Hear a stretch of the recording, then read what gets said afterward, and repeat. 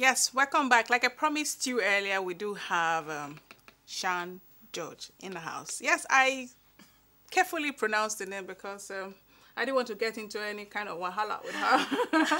So join us as we welcome Shan George in the house. Thecla, You're welcome to Saturday Night. Your hands are so soft. Oh man, I'm a farmer. You're a farmer. From where? Which farm? I have like a very large cassava farm somewhere in Cross River State, and sometimes I like to join in weeding the grass and Seriously? feeling the vibes of being in the farm. Seriously, with this farm? I grew up in a Do village. you put cotton wool when you hold a cutlass? How have you been able to keep yourself, reinvent yourself, and make yourself look this young for this long? Just basically not worrying and having enough sleep, not eating too much, because too much of food is, very... You must have I don't an want to use you as an example of when they if you eat so try much it, food. if you try it, if you try it. Your My own is tongue- good, because the whole food just goes to one side of the body. I don't want to say which that side? side. Which but, side? I heard you now. Everything you're eating is just going to that right side. No, it has a channel. There's a channel, there's a pipe that leads there. I guess that's just it. I just live a very, normal, worryless. I take things the way they come. I pray about everything. Like my friend always says, nobody comes out of life alive. So That don't. is so true. That's a very, very, very You never come. Don't take philosophical life thought. too Seriously. Seriously, you don't. Nobody comes out of it alive. Whether you're rich, you're poor, you're fine, ugly, fat, slim, whatever. You don't come out of it alive. So why are you all distressed? That's it. interesting. When are we expecting a book on this? I'm trying to write a book, really. It's just that I'm a bit lazy these days, and old age and all. Irrespective of the look outside, just know that the insides actually. But you as young as you feel. Yeah, but you see, when you say young as you feel, it's just hypothetical, because when you're young as you feel, no. You see, And young as you want to be. no, young. That's like like a mind thing, But normally, you cannot be as young as you feel. It doesn't matter how you look. From the insides, your age is your age. Gospel according to Shan George. Your age is your age. But I don't feel that way. I feel younger every day, and I want to look young. I want to. You I actually want to look, act you young. look younger. You actually look younger. You look younger, but and then No, you no, feel, no, but, no, okay, but. you Don't feel put any but younger. there. Okay, fine. Let me tell you the difference between looking younger, feeling younger, and then the real thing, right? Alright. There's always the real thing. For example, if you are the age menopause age, you're gonna be in that age. You're going to experience your menopause. Let's not talk irrespective of about that, menopause here. Let's not. we didn't come to talk about menopause here. Let's talk about Shan George. Okay. Let's talk about her. So now, Shan, you have been in the industry for a very, very long time. 15 years. 15 years. It looks like you've been there for like 30 because you have been there. I haven't even been in Lagos for 30 years, so I couldn't possibly be in the industry for 30 years. No, that's how 15 it feels. years exactly. It's a compliment, yeah. It's a compliment because, for you, the movie industry, you can't talk about Nigerian movie industry without at least mentioning Shan George. And you're not an addendum. Right. You're one of the main actors. You're one of Right. those who have been there for a very long time when the industry was still budding, and till now, even as we speak, you're still making a distinctive impact in the movie industry. I'm not trying to make you blush here. I'm not trying to make your I'm head already swell. blushing. All right, but this is a journey that has started from somewhere. Let's start from the very start. Where are you from? I am dual, right? My mother is from Cross River State and my dad is British. Although I always say I'm from Cross River State because my dad died when I was 5 years old, and I was practically brought up in my village, northern part of Cross River State, Abi local government area. My village is specifically called Ediba, and we speak Bahomono language. I went to primary school, secondary school there in that village, so I practically grew up in the village. So I like to refer to myself as a typical village babe.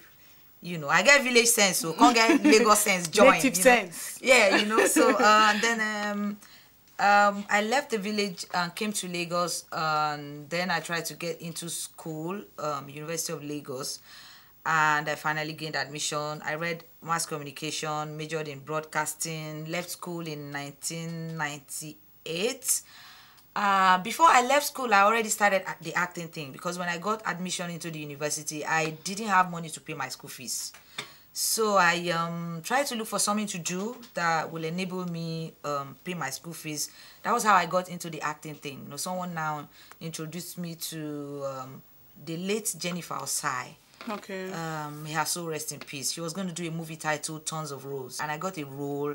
My first movie was titled Tons of Rose, which was in '96, and I was paid 20,000 naira. It was a lot of money. It was the largest sum of money I had ever seen, and I paid my fees and bought all necessary things I needed for school, and I was still having a lot of change in my pocket to feel like a big girl in Lagos. You can say that again. You know, what else? And then when I was doing my final year, I was going to do a project for my final year, and I decided to do a movie. So I did a film titled All for Winnie. That was my first movie. All for Winnie at the time was like a breath of fresh air, you know, in the industry, because it was a movie that had to do with campus lifestyle, and how students get to, you know, turn to drugs, how they become addicted to it, who are these people supplying these drugs to these schools, you know, things like that. So like a subtle campaign. Exactly, you know, like like a subtle campaign against drug addiction on campus, drug abuse on campus, and how, you know, we can correct all that. That's how I, you know, started producing movies, and I've been producing since then. Written and produced maybe 20 movies so far. Wow. Or 19 or 21. Okay, so how many have you featured in? How many films have you featured in? I think about, I don't know, that should be like over 100. I'm not, wow. You know, I'm not keeping tabs anymore, but I think I've done like over 100 movies. The ones I've acted in, and then written, produced. Okay, the personal ones, the ones you produced. The ones I wrote and produced. About 20. Yes, thereabout. Yeah. Thereabout. Yeah. You're multifaceted. Yes, having 3 legs, even though we are seeing just 2 legs. Okay, so you produce, you direct, you No, I don't act. direct. You don't direct. You don't direct at all. I really admire directors. It's a very tough job. I don't even think it's a job for women. Okay. Even that's why I admire women who are directors. It's a very difficult task. All right, so I don't direct. Let the 2 of us give a thumbs up to Helen Hussein. Yes, the lady in the studio, right? Yeah, I was seeing how she was go. She was telling, camera, I want to do that. I went close to her, like, wow, what are you doing? Are you editing? Or she said she's directing. I'm like, wow, that's awesome. Yeah. Okay, great. I just write, produce, and then, you know, act too. For acting, which would you say was most challenging? When you say acting, everyone is challenging when it's acting, basically because you're being someone else. Every role you play, you're not being yourself, so it's difficult. It's challenging. It's challenging to be like there's a movie I did that I had to play a mermaid. The truth is, we haven't ever seen a mermaid. Nobody has ever really seen a mermaid. The stories about mermaids are like illusionary. Exactly, they're like fairy tale. You know, just want to make up something to keep the kids going. So they now call you to act a role of a mermaid. I mean, how does a mermaid speak? How does a mermaid walk? How do they actually comport them? Those are like things that really make those, you know, roles very challenging. Now, and then, you know, another script, they are calling you to come and play a widow. You probably haven't lost anybody so close, you know, in your life. And how do you play a widow? How do you play a prostitute? You probably have never collected money for those kind of stuff, and then you now have to get into where you have to negotiate for, you know, intimacy and all that. Those are things that are challenging about each role you're playing. The moment you're acting something else, someone else that's not you, not part of you anyhow, it's totally challenging. You can't be someone else that you haven't researched. Would you say you are very, very good at expressing the roles you're given to play? Personally, so. When you want to adjudge yourself? Yes, I would say so, because I don't only study my script. I go to the extent of doing some research for the character. I make sure I give the character characterization. I characterize the character. I make it a person to remember. You know, you give it some beef. It's like a skeletal case given to you, and you know, you have to put some beef on it to make it look like nice. Fleshing it up. Yeah. Okay, so now for you, which one is most memorable? Which role? I mean, you've mentioned a broad range of roles you've played as Shan George, right? So which one would you say was most memorable? Two particular roles I've done, and I'll tell you why I think they are both very memorable. The role I played in Made in Heaven, it's a movie that's got to do with abuse in a home, you know, like husband beating wife, wife beating, abuse generally in marriage. And that was in 2000, I think, or 2002, thereabout, which basically has to do with 80% of my own personal life story growing up, and you know, and how my life actually went up till the point at which I was writing. And I had to play myself in the film. It wasn't easy at all. It's very difficult playing yourself, funny enough, you know. And it's very, that's why it's difficult playing. No, when you say playing yourself, you play yourself very well as you, but consciously playing yourself. Exactly, you know, being there's yourself. There's a difference. Yes, there's a difference between being yourself and playing yourself. And I had to play myself, and it was more like revealing to the whole world the step-by-step abuse that I had gone through at that time. And that was one hell of a role. That one is my number one. How would you want to open your Pandora box just like that? Well, if you've lived a Pandora life, and you think people should learn from what you've learned, especially if you have been through something that you are now out of, and then you look back and see that you shouldn't have actually gone through what you went through, and then you also realize it wasn't even your own fault that you went through what you went through. You would like other people to actually see what you went through and make it a lesson for those who are going to find themselves in that situation. It's more like, let me just put it straight now. I got married at the age of 15 because I come from a place where they don't believe in sending girls to school. They believe if I spend my money on you as a girl, and then you're done with school, you get married, your surname is going to change from me, your father's name, to your husband's name. So they see that also all the money I've spent, you're not even still going to carry my name. So why do I have to spend money sending you to school? So the moment you're 14, in fact, they start from when you're 13. When you're 13, you're sent to learn how to cook all kinds of, by the time you're 13, you must learn how to cook every kind of dish, and then you also know how to take care of a newborn baby. And you're already prepping you for motherhood. You're being prepped from when you're 10.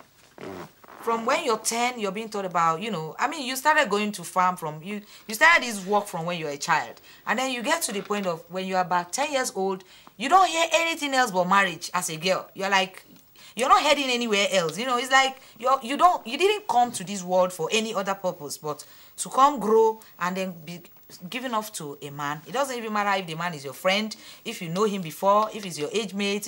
It doesn't even matter. This is the man you're marrying, this is the age.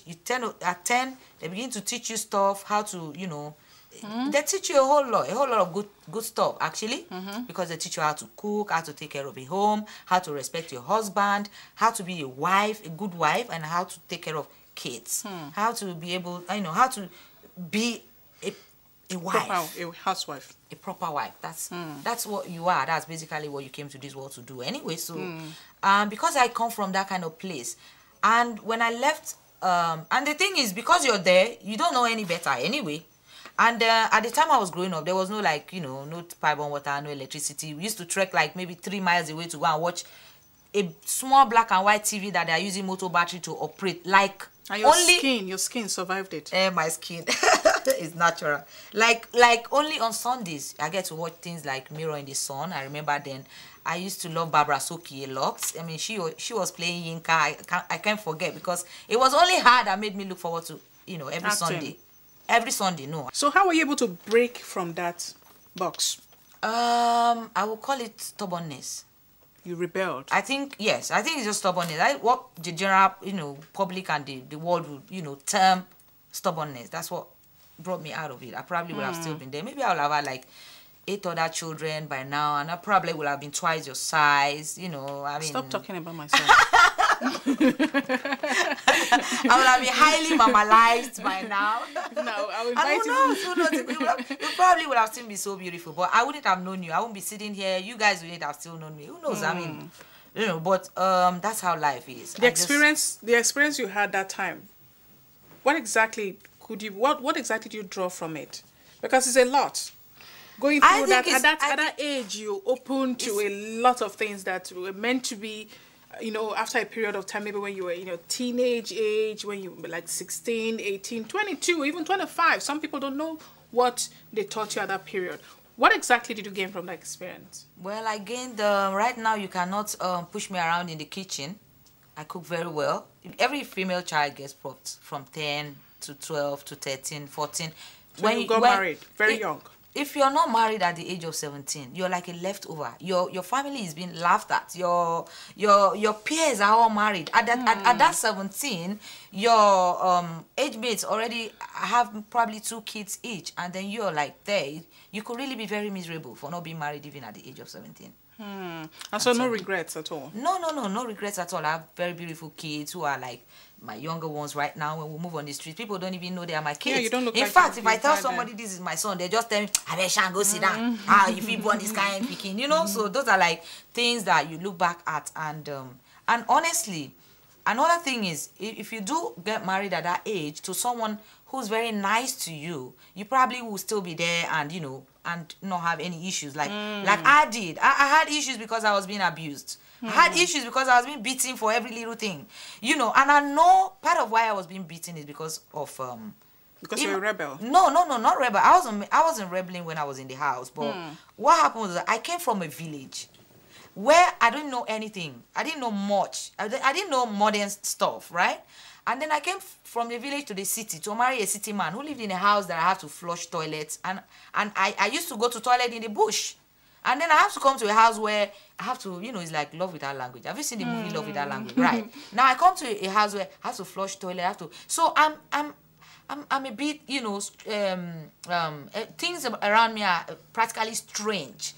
And so I made a lot of mistakes, and I got beaten for so many of those mistakes. And my your parents couldn't even come to your rescue. No, my dad had died when I was 5. My mother never had other kids because she didn't get married anymore. So I'm an only child with a mother who's in the village, married to a man who's of course very comfortable and living a very well, you know, he had a well-to-do job. It was okay, and I came to a house where I didn't know how to like do lots of stuff, you know. I could like. And I was a bit jittery because when you're being beaten, it just adds more. That's why I did the movie. I really needed people to know. There's really nothing wrong with getting married at the age of 16. I don't regret that. I don't regret having to have those beautiful kids. I just regret the fact that people should try, you know. I regret the fact I wasn't married to a person who would be really nice to me. Are you still planning to walk down the aisle? I would love to see you. I'll walk down the aisle 10 times until I find that man. That's true. I don't give a damn what anybody says. Because you see, people talk when they are not in the situation. Like there's an adage in my place, literally interpreted, says you are talking from the outside because you are not seeing the inside, what's happening in there. So if you say Shan George has married 2 million times, well, that's your business. If I don't find that man, I am not staying. You know, so the best thing you do if you're a man, please don't fake when you're coming around me, because the moment I discover you are faking, even if I'm wearing the wedding band, I'm walking away straight. I'm walking away from the troubles in my life. Interesting. Now, so Shan, what's new in your life? Okay, now as we speak, I'm still trying to, I'm getting to the delivery stage of the pregnancy called Finding Good Luck. I have a new movie. I've already done the premiere. I've done promo in the US, Ghana, Nigeria, and it's coming out in cinemas on the 14th of September, and it's a movie that has to do with the image of the Nigerian police. It's a basic film, just basic police. What informed it? What informed it? Like I said before, you see, when I want to do movies, I try to do movies that have to do with my immediate environment and what's you know going on. In recent times, we've started experiencing things like kidnapping. These are crimes we never knew. Like 10 years ago, nobody used to talk about kidnapping, and this is like kidnapping for real. This is not like people are doing movies that have to do with kidnapping. We're talking about real kidnappings going on, and assassinations, the political arena. I think when Nigeria moved from the military rule to civilian rule. I think the civilian rule issues also followed it, you know, all the way. So now it's your own way. It's your own way of correcting the image of the Nigerian police, because I think something should be done about the image of the Nigerian police. Because I tell you the truth, if you don't respect someone who is actually given to you to protect you and your property, you can't have the person's effects on, you know, what he is supposed to do.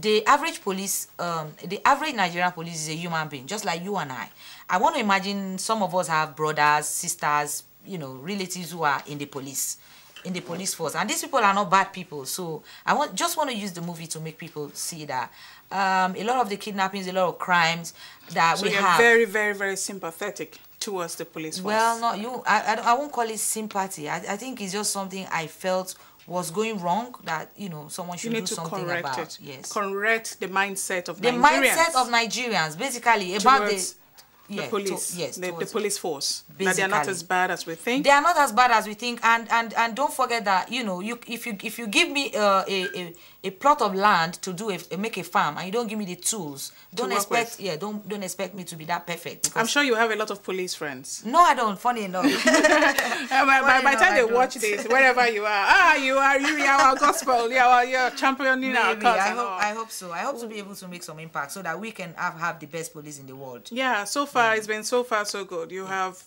from all indication, you have used your art to correct social ills, to make a difference. Exactly. And I'm sure other ones that will come afterwards will also toe the same line, right? Inshallah. Okay. Yeah. So, Shan, it's been so good having you on the program. I would love to have you more. I mean, I just like the way you talk. You're an orator. You just go on all the way. But time. Now you're making me shy. Oh, please, can I wear my glasses please, you back? Can wear it. You can swag. Enough of looking at my eyes. You can swag on the program. So, how are your kids doing? My kids are fine. They are graduates now. You know, they are men now, not really kids. They are not men. When I go to when I see my kids now, I'm visiting them in their own house. I mean, not like they are not in my house where I have to order them. Your grandma in the making. Ah, big time. I cannot wait. Wow. So I'm wishing you all the best. I mean, for what it's worth, you started off on a very rough note. Now you have settled, and like you said, if you have to marry 10 times. Please don't judge me. Just allow me be. You haven't known what I've been through. Allow me for God to judge. And if I want to marry 10 times, don't even bother. It's none of your business. You can marry once, or you cannot marry if you don't like. Thank you so much for coming. And come to the cinemas to see the movies when it's out, please. I'll try. September 14th. Come with extra money, because if you watch it, you're going to be eating popcorn. Even me. You know, come with like you're a businesswoman. Come with your family members. It's a movie you don't want to miss. All right. Okay. So thank you so much, Shan. Thank you so much. It's been a pleasure having you. Yeah. I've learned 1 or 2 things from you. Seriously. I'll tell you after the program is over. I'm sure you learned how not to pretend. Just be yourself. I'm a prof when it comes to that. When someone loves you the way you are, you're more peaceful. I am just who I am. Just as I am is who I am. I know that. I'm just who I am. And of course, I've seen one like me, but 2 of a kind, in that way. Yeah. In that way. Black and white. Yeah, I'm black and white. All right, thank you so much. So, viewers, this is where we draw the curtain on Saturday night tonight. Thank you so much for staying tuned. Until next week, when we come up with another interesting guest, it's been Saturday night. Have a pleasant night.